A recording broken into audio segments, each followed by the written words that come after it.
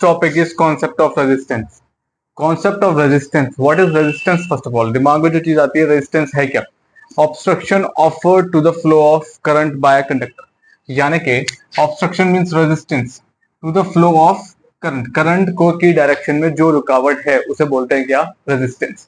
अब ये रेजिस्टेंस किसी भी मेटल वायर के अंदर होता कैसे है?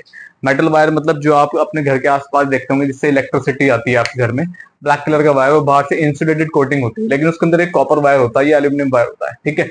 उसमें कैसे इलेक्ट्रिसिटी फ्लो करती है, कैसे नहीं करती? क्योंकि हम मार्केट से लाके रेजिस्टेंस तो नहीं लगा रहे वहां पे, जितनी वोल्टेज आ रही है उससे कम हमें करंट मिल रहा है, ठीक है। तो उसमें कैसा चीज होता है, देखो सबसे पहले मैंने दो एग्जांपल लिए। मैंने एक कंडक्टर लिया, ठीक है, एक आपने क्या लिया? कंडक्टर लिया, ठीक है। कोई भी एक मेटल वायर का कंडक्टर ले लिया आपने। अब मेटल वायर जब जब आप अभी जब इसमें फ्लो करंट फ्लो नहीं कर रहा है तो क्या होगा? जनरली क्या है? न्यूट्रल है। लेकिन जो इसके अंदर फ्री इलेक्ट्रॉन्स है, सपोज ये कंडक्टर यानी कि मेटल वायर, एक मेटल वायर है, ठीक है। तो मेटल वायर के अंदर क्या होता है? Equal number of plus charges होंगे और इक्वल नंबर ऑफ क्या होंगे? नेगेटिव चार्जेस होंगे। लेकिन नेगेटिव चार्जेस में कौन है? इलेक्ट्रॉन्स, ठीक है।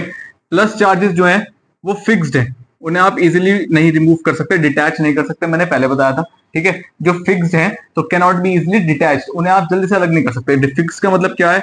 No movement, they can not move, they can not move, तो वो मूव नहीं कर सकते। लेकिन जो इलेक्ट्रॉन्स हैं किसी भी मेटल वायर के अंदर, वो क्या है आपके पास? फ्री इलेक्ट्रॉन्स है। क्या है वो? फ्री इलेक्ट्रॉन्स है। और फ्री इलेक्ट्रॉन्स मूव कर सकते हैं, बिल्कुल कर सकते हैं।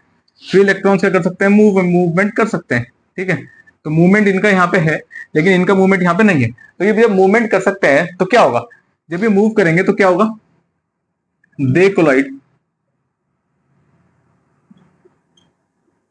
among themselves and with plus charges। क्या होता है? ये आपस में कोलाइड तो करते ही करते हैं, लेकिन प्लस चार्ज के साथ भी कोलाइड कर देते हैं, ठीक है। क्योंकि इनका मोशन, जब फ्री इलेक्ट्रॉन है, फ्री इलेक्ट्रॉन के पास क्या होता है? रैंडम मोशन होता है। रैंडम मोशन, कोई भी एक पर्टिकुलर डायरेक्शन नहीं। जैसे ये सपोज इसका इधर को है, इसका इधर को है, फिर इसका इधर को है, इसके इधर को है, ये ऐसे है। ये जो डॉट वाले हैं वो इलेक्ट्रॉन्स हैं, प्लस वाले वो हैं, ठीक है। ये इधर को है, फिर ये इधर जा रहा है, ये इधर जा रहा है। तो जो नेट इनका मूवमेंट की वजह से, तुम कहोगे सर यहाँ पे करंट बिल्कुल मिलेगा, आप बता रहे जो फ्री इलेक्ट्रॉन्स होते हैं वो करंट बता, इलेक्ट्रिसिटी कंडक्ट करते हैं, बिल्कुल ठीक है। लेकिन जब जो फ्री इलेक्ट्रॉन्स है इनका मोशन रैंडम है, तो एक दूसरे का मोशन क्या करेंगे? कैंसिल आउट कर देंगे। तो यहाँ पे आपको जो करंट मिलेगा इनकी वजह से, ठीक है, इनके रैंडम मोशन की वजह से, तो करंट मिलेगा वो आई क्या मिलेगा आपको? जीरो। तो कभी भी आप कोई वायर लाओगे जिसके अंदर से इलेक्ट्रिसिटी पास नहीं होगी, उसके अंदर फ्री इलेक्ट्रॉन्स है लेकिन वो आपको करंट नहीं मारेगा, ठीक है। कोई दिक्कत है यहां तक? ठीक। इस फर्स्ट केस में नो करंट इज, कोई करंट यहां पे पास नहीं हो रहा है, नो करंट इज पास, ठीक है। कोई करंट पास नहीं हो रहा है इस कंडीशन में, ठीक है। अब आती है दूसरी कंडीशन, बात करते हैं दूसरी कंडीशन की।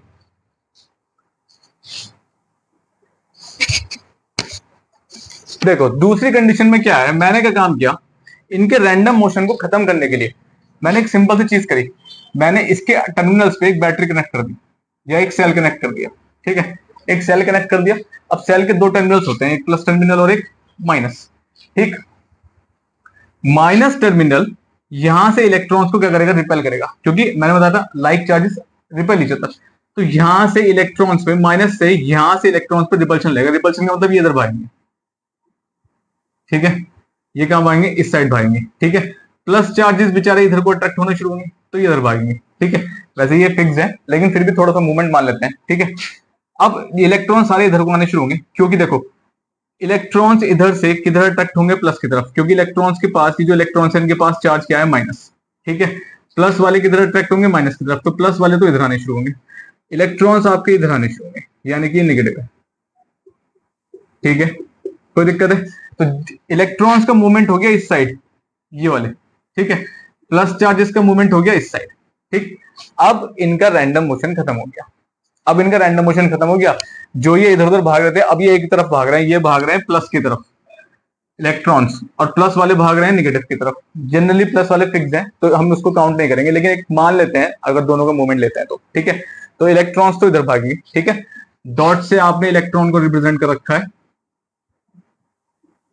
और प्लस तो आपको पता ही है पॉजिटिव आयन है, ठीक है, कोई दिक्कत यहां तक सही है। अच्छा, जब ये इधर मूवमेंट होगा इनका तो क्या होगा, पहली चीज होगी ये कोलाइड करेंगे, दे विल कोलाइड, ठीक है, अमंग देमसेल्व्स। कुछ तो ये खुद से कोलाइड करेंगे, प्लस किसके साथ करेंगे, विद पॉजिटिव चार्जेस। प्लस वाले के साथ कोलाइड करेंगे, कौन कोलाइड करेंगे, electrons. Electrons will collide among themselves, खुद के साथ या फिर पॉजिटिव चार्ज के साथ। दूसरा दूसरा क्या होगा, इनके साथ ड्रिफ्टिंग भी होगी भाई, ड्रिफ्टिंग होगी यहां पे। ड्रिफ्टिंग कैसे होगी सर, ड्रिफ्टिंग मतलब एक से एक इधर से आ रहा है, आगे कोई पॉजिटिव है या आगे कोई नेगेटिव है, एक इलेक्ट्रॉन को टक्कर मार गया। टक्कर मारने से क्या होगा, जो इसकी स्पीड होगी वो क्या हो जाएगी, स्लो डाउन हो जाएगी। क्या हो जाएगी, स्लो हो जाएगी। जितना ड्रिफ्ट करेंगे उतना स्पीड स्लो हो जाएगी। कार है, कार ड्रिफ्ट करती है, स्लो हो जाती है। तो ऐसे किसने मुझे टक्कर मारा तो भाई उसकी स्पीड स्लो हो गई, क्योंकि उसकी एनर्जी मैंने ले ली, ठीक है।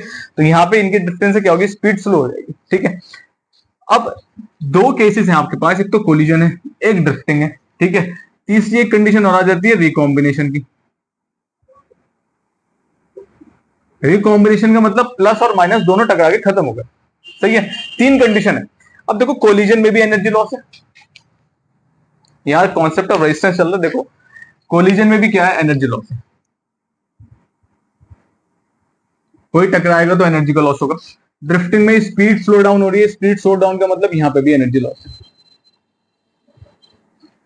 रिकॉम्बिनेशन में दोनों खत्म हो गए, एक दूसरे टकरा गए, तो यहां तो और भी एनर्जी लॉस है, ठीक है। तो तीनों से एक चीज पता चल रही है कि तीनों में एनर्जी लॉस मिल रहा है मुझे। एनर्जी लॉस समझ में आ गया, ठीक है। तो अब कहने का मतलब क्या है मेरा, यहाँ पे अगर यहाँ पे आपको एनर्जी लॉस मिल रहा है, देखो करंट आपको मिलेगा क्योंकि डायरेक्शन एक है, अब रैंडम मोशन नहीं है, इनका डायरेक्शन दूसरा कैंसिल नहीं करेगा। यहाँ पे करंट मिलेगा, सब एक तरफ भाग रहे हैं क्योंकि, लेकिन स्पीड कम हो रही है वो अलग बात है, थोड़ा कम मिलेगा लेकिन मिलेगा, ठीक है। तो अगर मैं कहता हूँ यहाँ मैंने 5 वोल्ट दिया फॉर एग्जाम्पल, तो आपके समझ लो अगर आप 5 वोल्ट के वोल्टेज देते हो तो आपको 5 एम्पियर करंट मिलता है क्या, भाई ऐसा बिल्कुल नहीं होता सर, बिल्कुल भी नहीं होता, ठीक है। 5 नहीं मिलेगा आपको, 5 की जगह आपको, अगर आप 5 दोगे, 5 की जगह कितना मिलेगा, 3 एम्पियर मिलेगा शायद, शायद 4 एम्पियर मिल जाए। तो देखो कम मिल रहा है थोड़ा सा, ठीक है। तो जो 1 वोल्ट की वजह से या 2 वोल्ट की वजह से जो लॉस हो रहा है वो क्या हो रहा है, वो एनर्जी लॉस में जा रहा है। किसमें जा रहा है, एनर्जी लॉस, कोलिजन, ड्रिफ्टिंग और रिकॉम्बिनेशन की वजह से, ठीक है। और यही जो एनर्जी लॉस है ना, यही जो एनर्जी लॉस है, ठीक है, इसी को हम बोलते हैं क्या, रेजिस्टेंस। क्या बोलते हैं यहाँ पे, रेजिस्टेंस। यही प्रोड्यूस करता है resistance in the flow of current.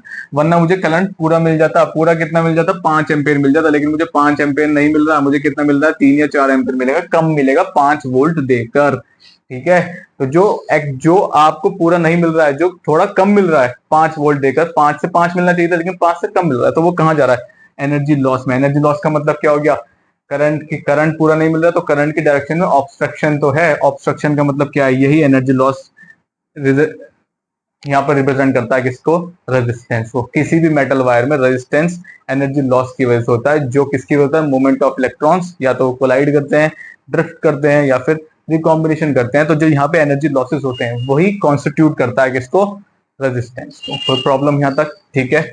ये है आपके पास फंडा। यहाँ पे आपने करंट पास कर दिया है व्हेन सेल इज कनेक्टेड, ठीक है। सेल कनेक्ट होगा तो आपके पास यहाँ करंट में डायरेक्शन, करंट की डायरेक्शन में ऑब्स्ट्रक्शन मिलेगा, क्योंकि एनर्जी लॉस होने लगेगी। एनर्जी लॉस इस तरीके से हीट की फॉर्म में होने लगेगी। कोई प्रॉब्लम यहाँ तक, यही रेजिस्टेंस है यहाँ पे, क्योंकि हम बाहर से लाके तो लगा नहीं रहे यहाँ पे रेजिस्टेंस, ये तो वायर्स ऐसे ही पड़े हैं, ठीक है। जो आपके घर के बाहर इलेक्ट्रिसिटी वायर्स हैं उनमें जो रेजिस्टेंस है वो यही रेजिस्टेंस है, एनर्जी लॉस। कोई दिक्कत, ठीक है। ये है कॉन्सेप्ट ऑफ रेजिस्टेंस। ये क्या है आपके पास, इसे बोलते हैं कॉन्सेप्ट ऑफ रेजिस्टेंस। यहाँ पे सेल कनेक्टेड नहीं था, वहां सेल कनेक्टेड है, तो इनकी डायरेक्शन एक हो गई। एक होने के बाद क्या हो गया, सब एक जगह जाने लगे, तो अब रैंडमनेस खत्म हो गई इनकी, ठीक है। तो आपको यहाँ पे करंट मिलेगा, बिल्कुल मिलेगा, लेकिन करंट की डायरेक्शन में ऑब्स्ट्रक्शन भी मिलेगा, वो एनर्जी लॉस की फॉर्म में मिलेगा। कोई प्रॉब्लम, ठीक है। चलिए फिर आगे बढ़ते हैं। नोट डाउन करना हो नोट डाउन कर सकते हैं, स्क्रीनशॉट लेना है स्क्रीनशॉट ले सकते हैं, ठीक है। समझिए चीजों को तो ज्यादा अच्छा रहेगा। बोर्ड में आप अपनी लैंग्वेज में लिख के भी आ सकते हैं, वरना क्रैम करेंगे तो सब भूल जाएंगे, ठीक है। अब आता है ओम्स लॉ। ओम्स लॉ क्या है, देखो 1826 में सिमोन ओप ने क्या काम किया, एक रिलेशनशिप ड्राइव करी। किसके बीच में रिलेशनशिप थी वो, इन्होंने क्या काम किया, एक रिलेशनशिप बनाई ठीक है, एक रिलेशनशिप ड्राइव करी, किस किस के बीच में थी? एक तो पोटेंशियल डिफरेंस के बीच में थी, पीडी, ठीक है, यानी कि आप जिसे बोलते थे पोटेंशियल, और दूसरी किसके बीच में थी? दूसरी करंट के बीच में थी। दोनों के बीच में एक रिलेशनशिप ड्राइव करी इन्होंने, ठीक। और वो रिलेशनशिप क्या कहती है? वो ये कहती है कि आपके पास जो पोटेंशियल डिफरेंस है वो डायरेक्टली प्रोपोर्शनल होता है करंट के, ठीक है। जितना करंट बढ़ेगा उतना पोटेंशियल डिफरेंस मिलेगा, ठीक है। ये यहाँ पे कॉन्सेप्ट आया, ठीक, इन्होंने जो ड्राइव किया, ठीक है। तो क्या कहते हैं ये? Potential difference across the ends of a conductor, potential difference across the ends of a conductor is directly proportional to the current flowing through it, ठीक है। मैं लिख देता हूं यहाँ पे। तो ये कहते हैं potential difference across the ends of conductor, ठीक है। डायरेक्टली प्रोपोर्शनल किसके है ये? Directly proportional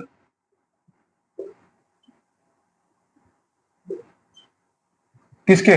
to current flowing, to current flowing through it, ठीक है। जितना करंट उसमें फ्लो हो रहा है उसके तहत, ठीक है, ये यहां गया, ठीक है। तो ये कहते हैं कि जो पोटेंशियल डिफरेंस है डायरेक्टली प्रोपोर्शनल होगा इसके। अब इसमें एक कंडीशन दी उन्होंने, क्या? कि जो फिजिकल कंडीशंस है यहाँ पे, ठीक है, फिजिकल कहना है आपके पास, वो क्या है? जो फिजिकल कंडीशंस ऑफ है बॉडी की, जैसे टेम्परेचर हो गया एंड सो ऑन, वो क्या रहने चाहिए? कांस्टेंट रहने चाहिए, ठीक है। यानी कि ये चेंज नहीं होनी चाहिए। उस कंडीशन पे v डायरेक्टली प्रोपोर्शनल टू आई है। तो हम यहाँ से अगर सॉर्ट आउट करें तो v डायरेक्टली प्रोपोर्शनल टू आई है, प्रोपोर्शनल हटाएंगे तो एक प्रोपोर्शनल कांस्टेंट आएगा, उसे बोलते हैं आर, ठीक है। अब ठीक है, आर है आपके पास क्या? Proportional constant, proportional constant. और इसी प्रोपोर्शनल कांस्टेंट को हम पता है क्या बोलते हैं? हम इसको रेजिस्टेंस, क्या बोल देते हैं? रेजिस्टेंस, ठीक है। तो अगर मैं आर के लिए फॉर्मूला बनाऊंगा तो आर क्या हो गया? v अपॉन आई। तो यहां से एक चीज क्लियर हो गई कि जो v अपॉन आई का जो रेशियो है, v अपॉन आई का जो रेशियो है, ठीक है, क्या है? v अपॉन आई का जो रेशियो, वो किसके बराबर होना चाहिए? वो एक कांस्टेंट होना चाहिए। ओम्स लॉ के हिसाब से वो कांस्टेंट होना चाहिए, क्योंकि आर आपके पास कांस्टेंट टर्म, ठीक है। और रेशियो, किसी भी दो टर्म्स का अगर आप रेशियो निकालते हैं, यानी कि आप एक्स एक्सिस और वाई एक्सिस में जाते हैं, तो रेशियो आपको क्या देता है? हमेशा किसी भी चीज का स्लोप। क्या देता है? स्लोप। तो इनडायरेक्टली जो रेजिस्टेंस है वो क्या है आपके पास? स्लोप, किसी भी ग्राफ का, किसी भी वीआई ग्राफ का स्लोप। फॉर एग्जांपल, ठीक है, वी आपके पास वाई एक्सिस पे, करंट आपके पास एक्स एक्सिस पे, तो ये जो आपके पास जा रहा ना, ये, ठीक है, यहाँ पे जो पॉइंट्स मिलेंगे आपको, ये वाले, ये आपके पास क्या है? ये आपके पास स्लोप है, ठीक है। स्लोप पे जितने भी पॉइंट्स मिलेंगे, सपोज मैं कह रहा हूँ यहाँ R1 है, यहाँ R2 है, यहाँ R3 है, सारे के सारे ये जो R मिल रहे हैं, वैसे तो R बराबर होंगे, लीनियर है, तो जो R मिल रहे हैं वो ये आपके पास क्या होंगे? यहाँ पे स्लोप की वैल्यू। कोई दिक्कत है? ठीक है, सही है। ये कहता है आपके पास ओम्स लॉ।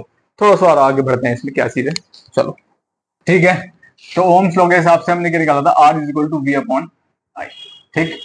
बात कर लेते हैं यूनिट की, अगर unit of resistance, unit of R, तो वोल्ट, पोटेंशियल, पोटेंशियल की यूनिट वोल्ट हो गई वी, करंट की यूनिट हो गई एम्पेयर, तो और लिख सकते हैं इसको वी एम्पेयर माइनस वन। और वी एम्पेयर माइनस वन को ही, ठीक है, या वोल्टेज पर एम्पेयर को ही क्या बोल देते हैं आप? वोल्टेज पर एम्पेयर को बोल देते हैं आप ओम। क्या बोल देते हैं? ओम, ठीक है। कोई दिक्कत यहां तक?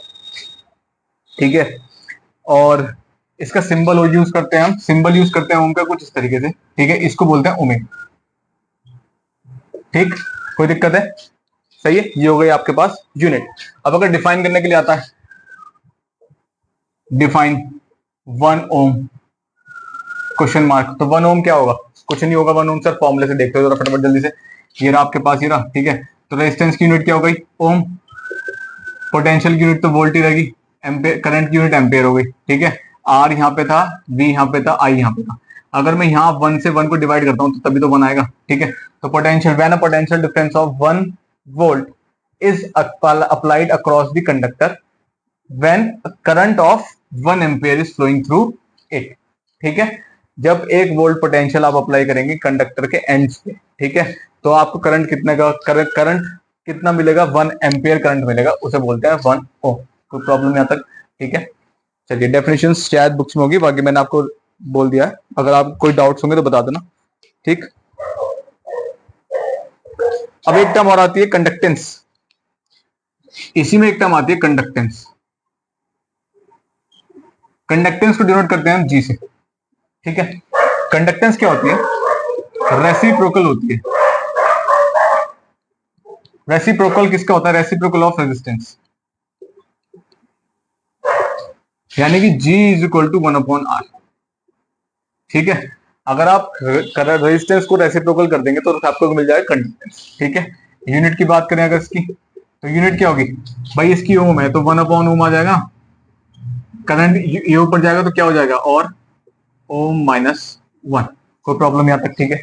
और ओम माइनस 1 को बोल देते हैं क्या? इसको क्या बोल देते हैं हम? इसको बोल देते हैं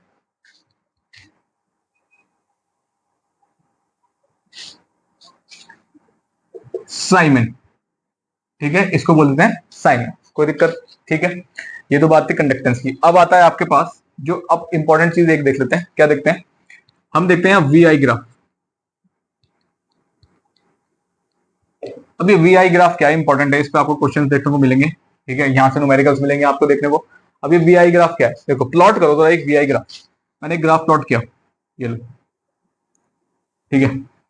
वाई एक्सिस पे मैंने वी बनाया ऊपर की तरफ, और एक्स एक्सिस पे मैंने करंट रिप्रेजेंट किया, ठीक है। करंट जाएगा एक्स एक्सिस पे, वाई जाएगा, वोल्टेज जाएगा आपके पास वाई एक्सिस पे, ठीक है। यहां तक चलो क्लियर है। अब ओम्स लॉ के हिसाब से क्या होता है? लीनियरिटी होती है, यानी कि दोनों का रेशियो फिक्स आता है, तो ये स्ट्रेट लाइन फॉलो करेगा, ठीक है। लीनियर होगा, स्ट्रेट लाइन फॉलो करेगा। मैं तुमसे कहता हूं कि सपोज यहाँ पे फॉर एग्जांपल लेते हैं, यहाँ पे सपोज ये V1 है, यहाँ पे सपोज ये V2 है, ठीक है। और ये सपोज आपके पास, ठीक है। अब मैं आपसे एक चीज कहता हूं कि मुझे ना R चाहिए, find out resistance, find out R, ठीक है, बिटवीन V1 एंड V2। ये चीज ध्यान रखना, आप ऐसे क्वेश्चन आपको देखने को मिलेंगे। आपको रेजिस्टेंस फाइंड आउट करना है V1 और V2 के बीच में, ठीक। कैसे? V1 और V2 के बीच में रेजिस्टेंस कैसे निकलेगा? देखो, सबसे पहले चीज V1 के रिस्पेक्ट में आप I1 निकालो, करंट कितना है।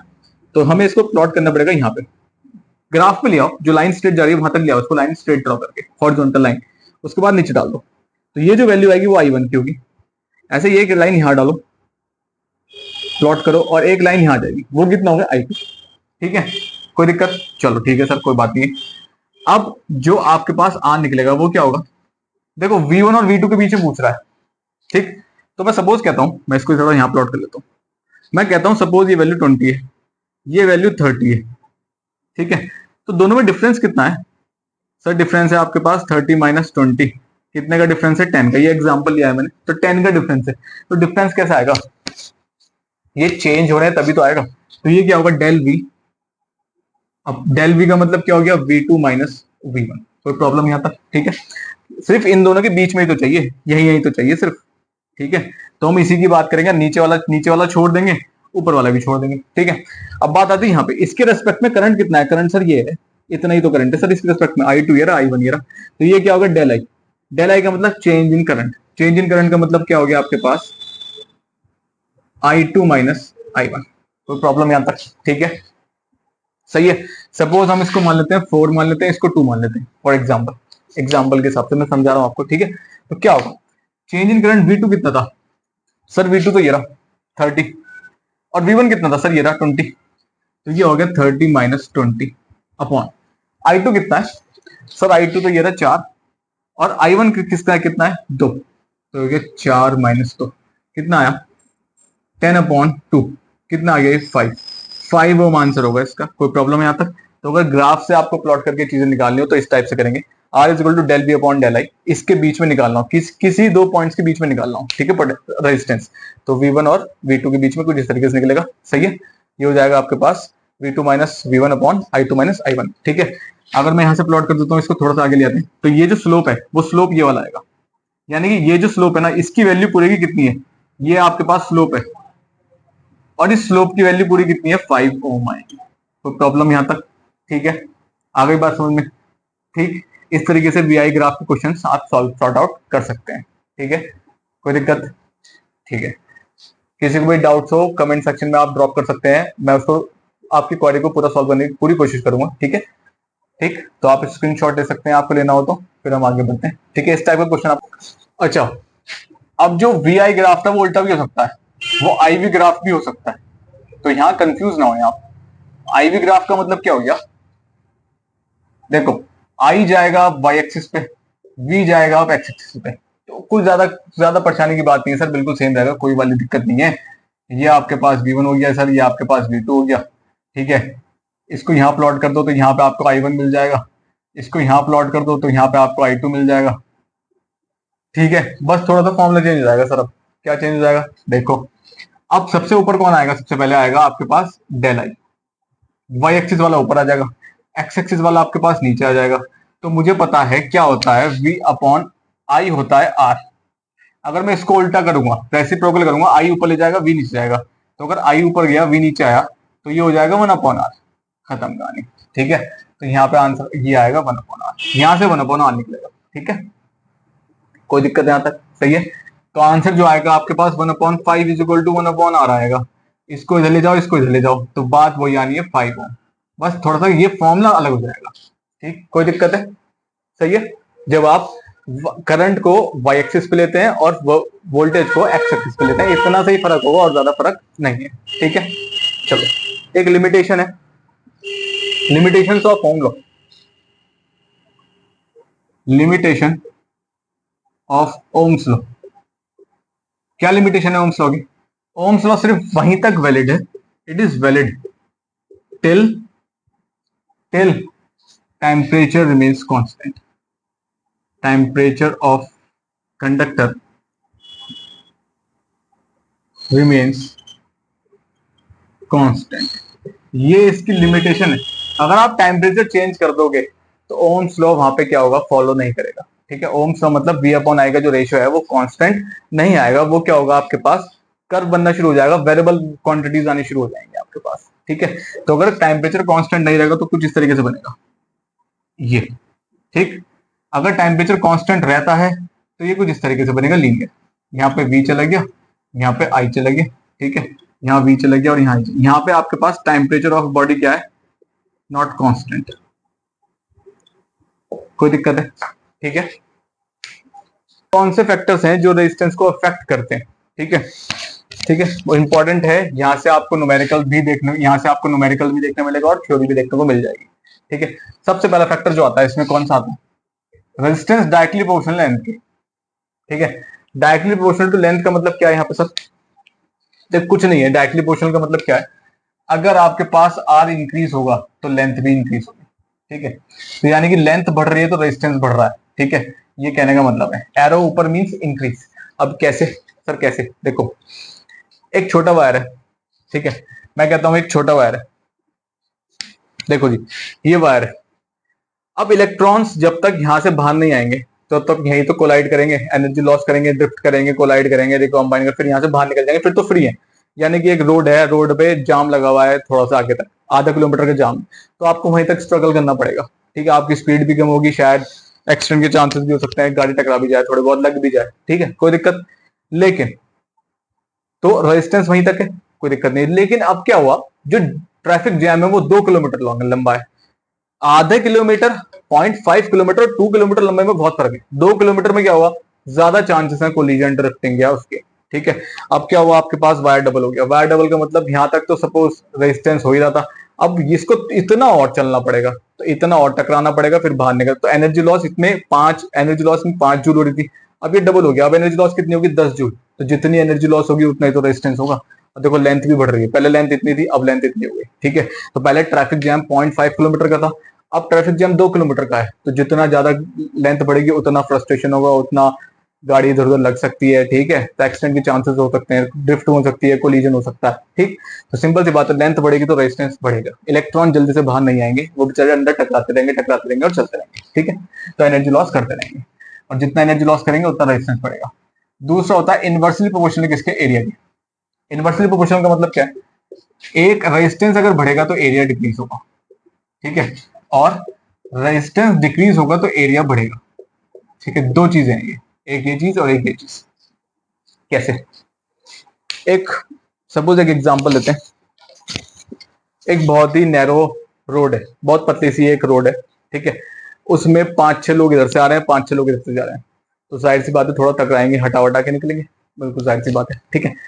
एक वही रोड आपके पास क्या हो गई, थोड़ी चौड़ी हो गई, वाइड हो गई, तो क्या हुआ, 5 लोग आराम से इस साइड से निकल जाएंगे, 5 लोग आराम से इस साइड से निकल जाएंगे, बिना लड़े झगड़े लगे कुछ भी करे, बिना कोलाइड करे, बिना लगड़े, बिना किसी को धक्का मुक्की दिए आराम से निकल जाएंगे, कोई दिक्कत है। तो जितना ज्यादा एरिया होगा उतना ही कोलिजन ड्रिफ्टिंग कम होगी, यानी कि टकराने के चांसेस कम हो जाते हैं। ठीक है, तो जितना वो कोलाइड नहीं करेंगे किसी से भी, तो एनर्जी लॉस होगी नहीं, और जब एनर्जी लॉस नहीं होगी तो रेजिस्टेंस भी क्या हो जाएगा, कम। कोई दिक्कत, जितना छोटा होगा एरिया उतना टकराएंगे, इधर उधर जाएंगे, ठीक है, तो एनर्जी लॉस ज्यादा होगी टकराने से, और जब ज्यादा एनर्जी लॉस होगी तो रेजिस्टेंस भी उतना ही ज्यादा होगा। कोई दिक्कत है, ठीक है। थर्ड आता है आपके पास मटेरियल। अब ये मटेरियल का क्या सीन है, देखो मटेरियल दो टाइप में क्लासिफाइड है, या तो कंडक्टर है या फिर वो इंसुलेटर है। ठीक है, दो टाइप के कंडक्टर स्पेसिफाइड है, कंडक्टर या फिर सॉरी इंसुलेटर। कंडक्टर का मतलब क्या होगा, रेजिस्टेंस ऑलमोस्ट बहुत ही क्या होगा, डिक्रीज, रेजिस्टेंस बहुत कम होता है, लेस होता है इनके लिए, क्योंकि इनके पास ये अलावा इलेक्ट्रिक करंट को अपने अंदर से बहुत जल्दी पास करने देते हैं, तो जहां करंट ज्यादा होगा वहां रेजिस्टेंस कम होगा। इंसुलेटर का क्या है, करंट आपके पास ऑलमोस्ट कम रहता है, लेस रहता है, ऑलमोस्ट जीरो भी हो सकता है, तो जहां करंट कम होगा वहां रेजिस्टेंस क्या होगा, ज्यादा होगा। कोई प्रॉब्लम यहां तक, ठीक है। तो ये 3 फैक्टर्स हैं जो अफेक्ट करते हैं रेजिस्टेंस को किसी भी कंडक्टर में। अब जो 2 फैक्टर ऊपर है ना, ये वाले, इनसे मैं एक फॉर्मूला बना सकता हूं दोनों से। कैसे, देखो sir, R directly proportional to L है, इनवर्सली प्रोपोर्शनल टू ए, यहां तक कोई दिक्कत, ठीक है। तो अगर मैं प्रोपोर्शनल साइन को हटाता हूं तो एक कांस्टेंट आएगा, तो वो कांस्टेंट क्या हो जाता है, are is equal to rho L upon ए। ये आपके पास फॉर्मूला यहां से ड्राइव हो जाता है, सही है। यहाँ पे रो क्या चीज है, रो है आपके पास रेजिस्टिविटी, ठीक है, रेजिस्टिविटी ऑफ कंडक्टर, या फिर इसको और एक चीज बोल देते हैं, स्पेसिफिक रेजिस्टेंस। क्या बोल देते हैं, स्पेसिफिक रेजिस्टेंस। कोई दिक्कत है, ठीक है। जनरली रेजिस्टिविटी क्या चीज बताती है सर, रेजिस्टिविटी जनरली किस पे डिपेंड करती है, रेजिस्टिविटी डिपेंड करती है आपके पास किसी भी चीज के मटेरियल पे, ठीक है। कॉपर है, एल्यूमिनियम है, इन सब के लिए फिक्स नंबर होगा कि भाई इतनी रेजिस्टिविटी है, इतनी रेजिस्टिविटी है, ठीक है। देखो रेजिस्टिविटी रेजिस्टेंस से क्या है, डायरेक्टली प्रोपोर्शनल है, ये चीज ध्यान रखना, रेजिस्टेंस के रेजिस्टिविटी डायरेक्टली प्रोपोर्शनल है, जितना ज्यादा रेजिस्टेंस उतना ज्यादा रेजिस्टिविटी, जितना कम रेजिस्टेंस उतनी कम रेजिस्टिविटी। कोई प्रॉब्लम, ये बढ़ेगा तो ये बढ़ेगा, ये कम होगा तो ये भी कम होगा, कोई प्रॉब्लम यहां तक, ठीक है। बाकी सब सेम है, कोई दिक्कत है, सही है, ठीक है। तो यहीं से अगर मैं अब स्पेसिफिक रेजिस्टेंस की बात करता हूं, रेजिस्टिविटी की बात करते हैं, तो इसकी यूनिट भी यहीं पे ड्राइव कर लेते हैं सर एक, ठीक है, फटाफट से यहीं पे काम खत्म करते हैं। देखो जरा, यहां से अगर मैं रेजिस्टिविटी के लिए फॉर्मूला बनाऊंगा तो क्या बनेगा, यहां से, ठीक है, तो क्या बनेगा, रो इज इक्वल टू, ए चला गया आर के साथ, एल आ गया डिवाइड में, आर ए अपॉन एल, सही है, ठीक है। तो जो चीज नीचे थी वो मल्टीप्लाई चली गई, जो मल्टीप्लाई में थी वो कहां गई, वो डिवाइड में आ गई, ठीक। तो रेजिस्टेंस की यूनिट कितनी होती है, ओम, तो सर यहाँ पे हम ओम लिख दें, ठीक है, लिख दिया, सिंबल बना दिया उसका ओमेगा से। ए मींस एरिया, एरिया की यूनिट क्या होगी, metre square standard upon length, length भी तो मीटर में रहेगी, मीटर, मीटर से 1 मीटर कैंसिल, तो क्या यूनिट आएगी, ओम मीटर। कोई प्रॉब्लम है यहाँ तक, तो रेजिस्टिविटी की जो आपके पास यूनिट आएगी वो क्या आएगी आपके पास, वो आएगी ओम मीटर। है कोई प्रॉब्लम यहाँ तक किसी को, ठीक है, सही है। अभी और चीजें यहाँ पे बात करनी है मुझे, फिलहाल इतना ठीक है, कोई दिक्कत, ठीक।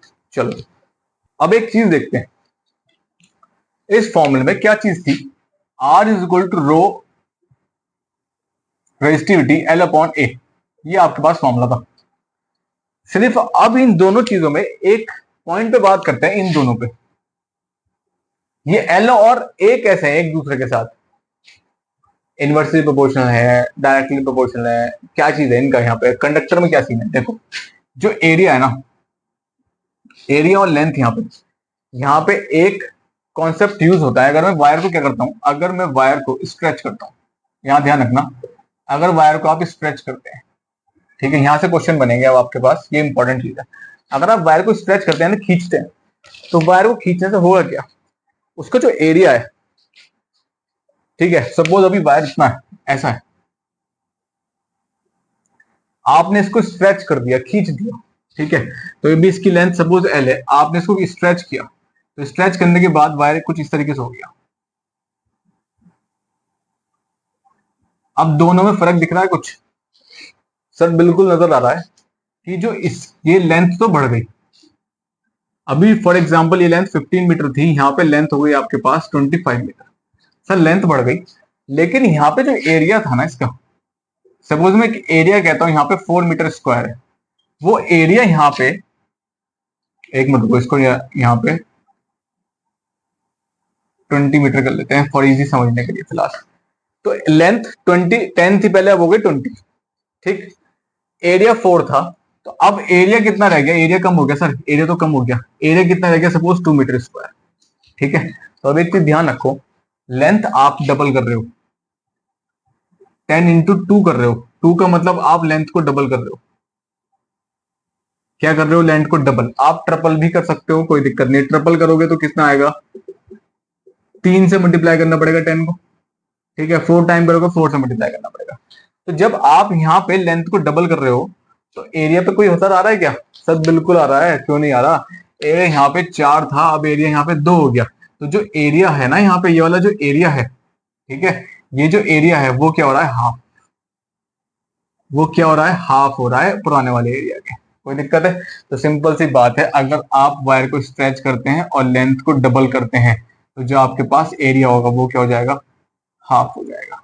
ये चीज ध्यान रखना है, कोई दिक्कत? ठीक है। तो अगर मैं लेंथ को 3 टाइम्स करता हूं, सपोज अगर मैं 3 टाइम्स करता हूं, तो L इज इक्वल टू 3 हो जाएगा, ठीक है। L dash is equal to 3L हो जाएगा, नया L। तो जो एरिया होगा ना, नया एरिया, वो कितना होगा? जो पुराना एरिया होगा उसका A/3 होगा। कोई दिक्कत? अगर आप डबल करते हैं, डबल का मतलब न्यू लेंथ कितनी हो गई? 2 इंटू एल। पुरानी वाली लेंथ सपोज 10 थी, 10 इंटू 2 करेंगे तो 20 आ जाएगा। तो जो नया एरिया होगा, पुराना एरिया A था आपके पास, ठीक है, तो पुराना एरिया कितना हो जाएगा? A/2 हो जाएगा। यहाँ तक कोई दिक्कत? ये चीज है आपके किस में? स्ट्रेच जब करेंगे आप उसको, कोई दिक्कत यहाँ तक? ठीक है। अब इसी स्ट्रेच के बेसिस पे सर आप एक बार बताओ, क्या बताओ कि सपोज ये, अब एक एग्जांपल देखते हैं सर। अगर मैं कहता हूं इनिशियल जो है, इनिशियल लेंथ आपके पास एरिया ए है, लेंथ एल है, ठीक है। बाद में ऑन स्ट्रेचिंग अगर आपने इसको स्ट्रेच किया, तो अब एरिया बन गया ए डैश, लेंथ बन गया एल डैश। लेंथ जो थी वो डबल हो गई। डबल मतलब जो इनिशियल थी उसकी तो डबल होगी, यानी कि 2L हो गई। एग्जाम्पल आपको क्वेश्चंस में ये दिया होगा कि लेंथ की वैल्यू सपोज 10 होगी, तो 10 इंटू 2 करेंगे 20 हो जाएगा, ठीक है, फॉर एग्जाम्पल। सही है, ठीक। अब अगर ए डैश निकालना हो, ए डैश कितना होगा? जब लेंथ डबल हो रही है, तो मैंने बताया जो इनिशियल एरिया होगा उसका हाफ कर देना। यानी कि अगर ये यहाँ 4 था, तो अब नया एरिया कितना होगा? 2। यहाँ पे सपोज रेजिस्टेंस आर था, यहाँ नया रेजिस्टेंस आएगा, क्योंकि यहाँ पे दोनों चीज चेंज होगी, ठीक है, आर डैश। तो यहाँ से एक फॉर्मूला क्या बना? R is equal to rho L upon है, ये तो हो गया इनिशियल। स्ट्रेचिंग के बाद कितना बना? R dash is equal to rho L dash upon A dash. देखो रजिस्टिविटी चेंज नहीं होगी, क्योंकि मटेरियल पे डिपेंड करता है। अगर कॉपर का वायर तो कॉपर ही रहेगा, बाद में स्ट्रेच करो तब भी कॉपर ही रहेगा, ऐसा थोड़ी ना कॉपर एल्यूमिनियम बन जाएगा, नहीं बनेगा ना, ठीक है। तो एक तो यहाँ बनी इक्वेशन इनिशियल से, एक आफ्टर स्ट्रेचिंग बनी। दोनों को उठाकर डिवाइड कर लो, कंपेयर कर लो, या फिर R dash is equal to rho L upon rho L dash upon A dash, ठीक है, ठीक। रो से रो कैंसिल, सही है। तो से रो कैंसिल हो गया, ये जाएगा इसके साथ, ये जाएगा इसके साथ, तो क्या बना? एल इंटू ए डैश अपॉन ए इंटू एल डैश, ठीक है। कोई दिक्कत यहां तक? चलो ठीक है। तो थोड़ा यहां कर लेते हैं, R upon R dash is equal to, अब एक बात देखो जरा, यहाँ एल था तो एल तो एल ही रहेगा, डॉट ए डैश की वैल्यू कितनी थी? सर ए डैश अपने इनिशियल वाले एरिया से, जो पहला एरिया था उसका आधा हो गया था बाद में स्ट्रेचिंग के, तो कितना हो गया? A/2, ये हो गया A/2। कोई दिक्कत? ठीक है। नीचे कौन है? एरिया तो ऐसी रहा, इंटू 2, और ये आ गया ए का नीचे, ठीक है। L dash, sir L dash तो डबल हो गई थी, 2L हो गई थी नई वाली। ए से ए कैंसिल, एल से एल कैंसिल, तो रेजिस्टेंस, मुझे थोड़ा सा इसको स्पेस चाहिए होगी यहाँ पे, ठीक है। मैं इसको रब कर देता हूँ, इसको यहाँ लिख देता हूँ, ठीक है। ये हो जाएगा एल इंटू ए डैश अपॉन ए इंटू एल डैश। कोई दिक्कत? ठीक है। तो जो यहाँ पे सीन होगा वो क्या होगा, आर अपॉन आर डैश किसके बराबर होगा, ऊपर तो कुछ बचा नहीं, नीचे क्या बचा, 2 × 2 4, ठीक है, ये इधर जाएगा ये इधर जाएगा, तो 4r is equal to R dash.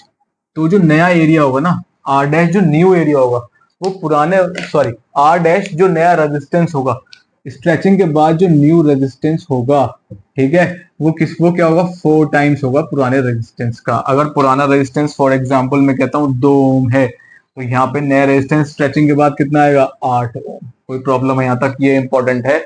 यानी कि अगर आप लेंथ को डबल कर रहे हैं, एरिया हाफ हो जाएगा, ठीक है, एरिया हाफ हो जाएगा तो जो नया रेजिस्टेंस होगा वो आता है 4 टाइम्स ऑफ ओल्ड रेजिस्टेंस या फिर इनिशियल रेजिस्टेंस। कोई प्रॉब्लम यहाँ तक, बिफोर स्ट्रेचिंग, ठीक है, कोई दिक्कत, इंपॉर्टेंट है ये चीज यहाँ पे, इससे क्वेश्चन बनेंगे, न्यूमेरिकल्स बनेंगे बोर्ड में, हमेशा 100% पूछे जाते हैं, ठीक है। तो ये ध्यान समझना, जिसको ना आए भाई वो कमेंट सेक्शन में ड्रॉप कर देना, मैं शायद दोबारा इसको समझा दूंगा, लेकिन ये चीज समझने की है। कोई दिक्कत है यहाँ तक, ठीक है, ठीक, सही है। फिर जब न्यूमेरिकल्स करेंगे उसमें आपको ज्यादा और अच्छे से पता चल जाएगा, ठीक है। कहने का मतलब सिंपल सा है, अगर ये 10 है तो ये कितना हो जाएगा सर, 5 हो जाएगा। अगर मैं कह रहा हूँ सर ये 10 है तो ये, सॉरी, अगर मैं कह रहा हूँ ये आपके पास 5 है तो ये कितना हो जाएगा सर, ये भी 10 हो जाएगा, डबल हो जाएगा ये, और ये हाफ हो जाएगा, इतना सा चीज है, कोई दिक्कत, ठीक, नोट डाउन कर सकते हैं आप। फैक्टर्स में एक फैक्टर होता है जिसे कहते हैं टेम्परेचर, ठीक है, ये रह गया था, ठीक। टेम्परेचर, टेम्परेचर क्या है, रेजिस्टेंस डायरेक्टली प्रोपोर्शनल टेम्परेचर, ठीक है, जितना टेम्परेचर बढ़ेगा उतना रेजिस्टेंस बढ़ेगा, ठीक है। तो जितना रेजिस्टेंस बढ़ेगा, सॉरी, जितना टेम्परेचर बढ़ेगा उतना रेजिस्टेंस भी बढ़ेगा। टेम्परेचर अगर डिक्रीज होगा तो उतना रेजिस्टेंस भी डिक्रीज होगा। यहाँ तो कोई दिक्कत है, लेकिन यहाँ पे कुछ एक्सेप्शंस है। क्या है कुछ एक्सेप्शंस, ठीक, एक्सेप्शंस मतलब कुछ एलॉयज हैं, एलॉयज हैं कुछ, जैसे कुछ मेटेलिक एलॉयज हैं, जैसे कि कॉन्स्टेंटम हो गया, मैग्नेलिन हो गया, इनके लिए रेजिस्टेंस क्या होता है, अनअफेक्टेड रहता है। क्या रहता है, टेम्परेचर बढ़ने पे, टेम्परेचर इंक्रीज हो या डिक्रीज हो, रेजिस्टेंस जो रहेगा वो क्या रहेगा, अनअफेक्टेड, क्या रहेगा, अनअफेक्टेड। तो ये एक्सेप्शंस है यहाँ पे कुछ रेजिस्टेंस के केस में, ठीक है, ठीक। विद राइजिंग टेम्परेचर दोनों क्या रहते हैं, अनअफेक्टेड रहते हैं। ये कुछ एक्सेप्शन है, यानी कि इनका नहीं बढ़ेगा, इनका जितना है उतना ही रहेगा रेजिस्टेंस, चाहे टेम्परेचर बढ़े चाहे टेम्परेचर डिक्रीज हो, कुछ नहीं होगा इनका, ठीक है। इंक्रीज इन टेम्परेचर के साथ इनका कुछ नहीं होने वाला, ठीक। तो ये यहाँ पे चीजें थी, सही है। एक लास्ट टॉपिक अब जो आपके पास है यहाँ पे वो भी देख लेते हैं, ठीक है। अब बात कर लेते हैं फैक्टर्स अफेक्टिंग रेजिस्टिविटी। ऐसे कौन से फैक्टर्स हैं जो रेजिस्टिविटी को अफेक्ट करते हैं। सबसे पहला आता है मटेरियल। मटेरियल में दो टाइप के क्लासिफाइड होते हैं, कंडक्टर और एक इंसुलेटर, ठीक है। अब सबसे पहली चीज, रेजिस्टिविटी सबसे कम किसके लिए होती है, मेटल्स के लिए होती है, ठीक है। क्योंकि मुझे पता है मेटल्स क्या होते हैं उनके पास, देखो रेजिस्टिविटी बिल्कुल सेम है रेजिस्टेंस की, ठीक है। करंट बढ़ेगा, अगर करंट बढ़ेगा तो रेजिस्टिविटी कम हो जाएगी, ठीक है। तो करंट सबसे ज्यादा किसमें रहता है, मेटल्स में। तो जब जिनके अंदर करंट ज्यादा रहता है उनकी रेजिस्टिविटी क्या होगी, लीस्ट, लीस्ट मतलब सबसे कम होगी। उसके बाद नंबर आता है सीरियल वाइज है, उसके बाद नंबर आता है एलॉयज, मेटलिक एलॉयज के लिए। मेटलिक एलॉयज के लिए कितना होता है, 10⁻⁷। फिर मेटलिक एलॉयज के बाद आता है सेमीकंडक्टर। सेमीकंडक्टर के लिए वाइड रेंज रहती है इनकी, और सबसे ज्यादा रेजिस्टिविटी किसके लिए रहेगी आपके पास, इंसुलेटर के लिए। तो इंसुलेटर के लिए जो रेजिस्टिविटी है वो क्या होने वाली है, बहुत ही ज्यादा हाई होने वाली है, बहुत ज्यादा हाई होने वाली है, ठीक है। क्योंकि हब इंसुलेटर के क्या होता है, करंट तो कोई जीरो, करंट तो ऑलमोस्ट पास होता नहीं, तो करंट बहुत कम होता है और रेजिस्टेंस बहुत ही ज्यादा होता है। और जहां रेजिस्टेंस ज्यादा है वहां रेजिस्टिविटी भी क्या होगी, ज्यादा होगी, ठीक है, सही। बात करते हैं टेम्परेचर की। दूसरा, टेम्परेचर मतलब टेम्परेचर अगर इंक्रीज होता है तो रेजिस्टिविटी भी तो इंक्रीज होगी, क्योंकि, ठीक। सेमीकंडक्टर के लिए थोड़ा उल्टा है, सेमीकंडक्टर के लिए रेजिस्टिविटी डिक्रीज होती है, arrow down means decrease resistance with rise in temperature. Temperature बढ़ेगा तो रेजिस्टिविटी डिक्रीज हो जाएगी, ठीक है। अब कुछ इंपॉर्टेंट चीजें आती हैं यहाँ पे कि resistivity of a material does not depends on, किस पे डिपेंड नहीं करती है, डज नॉट किस पे डिपेंड नहीं है। तो दो फैक्टर थे जिन पे डिपेंड कर रही है, एक तो मटेरियल था और दूसरा क्या था, टेम्परेचर। लेकिन कौन से फैक्टर पे डिपेंड नहीं करती है, दो फैक्टर कौन से हैं, एक तो शेप और साइज ऑफ मटेरियल, शेप और साइज से कोई लेना देना नहीं है, किसी भी शेप का हो किसी भी साइज का हो कोई मतलब नहीं है, ठीक है। दूसरा क्या है, ना तो करंट पे डिपेंड करती है ना ही वो पोटेंशियल पे डिपेंड करती है, ना तो कहीं कहीं करंट है और ना ही कहीं पोटेंशियल है, कोई दिक्कत, क्योंकि रेजिस्टिविटी का फॉर्मूला किस पे है, आर ए अपॉन एल है। तो भैया यहाँ तो ना तो आई है ना ही बी है, तो यानी कि दोनों पे डिपेंड नहीं करेगी, ठीक है। तो ये थी आपके पास रेजिस्टिविटी, ठीक। आप इसको नोट डाउन कर सकते हैं, ये चीजें इंपॉर्टेंट थोड़ी सी, सही है। ये कई बार पूछ लेता है कि भाई अरेंज करो इनको इंक्रीजिंग और डिक्रीजिंग ऑर्डर, तो पहले मेटल है, फिर अलॉयज है, फिर सेमीकंडक्टर है, और सबसे ज्यादा किसकी है, इंसुलेटर की, कम, थोड़ी ज्यादा, फिर थोड़ी ज्यादा, और सबसे ज्यादा, ठीक, सही है। चलो